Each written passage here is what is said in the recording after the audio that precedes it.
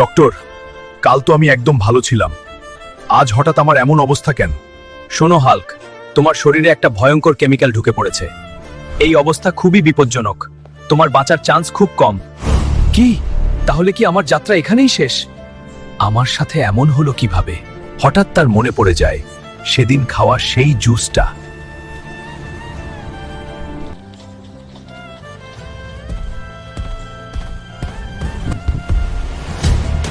তাড়াতাড়ি জুসগুলো বানাও, আগামীকাল থেকেই সাপ্লাই যাবে। সবাই এটা খেয়ে কঙ্কালের মতো হয়ে যাবে, তারপর আমাদের হাসপাতাল ছাড়া আর কোথাও চিকিৎসা হবে না। তখন শুধু টাকা আর টাকা। তোমরা মানুষের জীবন নিয়ে খেলছো।